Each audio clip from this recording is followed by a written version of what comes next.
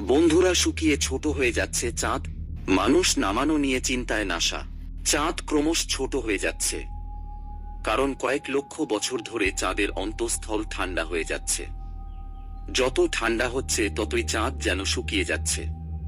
ইতিমধ্যে 150 ফুট ছোট হয়েছে চাঁদের পরিধি। আর এই ছোট হয়ে যাওয়ার জের পড়ছে চাঁদের মাটির ওপর। চাঁদের মাটিতে ক্রমশ চন্দ্রকম্প বাড়ছে। মাটি শুকিয়ে যাওয়ায় বড় বড় ফাটল তৈরি হচ্ছে। চাঁদের উপরিভাগের মাটি একে অপরকে ধাক্কা মারছে। চাঁদের ছোট হতে থাকা চাঁদে চন্দ্রকম্প বাড়িয়ে দিয়েছে। সব মিলিয়ে এমন এক পরিস্থিতি সৃষ্টি হয়েছে যা নাসার রাতের ঘুম কেড়ে নিয়েছে।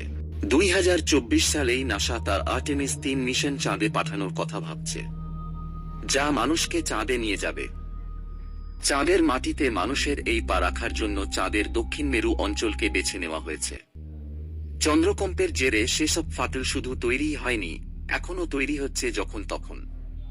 এই অবস্থায় সেখানে মানুষের পা রাখা তাদের বড় বিপদের মুখে ঠেলে দিতে পারে। তাই এই মিশন নিয়ে এখন নতুন করে ভাবনা চিন্তা শুরু করেছেন বিজ্ঞানীরা। ইতিমধ্যেই চাঁদের দক্ষিণ মেরুতে অনেকগুলি ফাটল দেখতে পেয়েছেন বিজ্ঞানীরা। তারা খতিয়ে দেখেন 50 বছর আগে চাঁদে যে ভয়ঙ্কর চন্দ্রকম্প হয়েছিল, তার জেরেই এই ফাটলগুলি তৈরি হয়েছিল।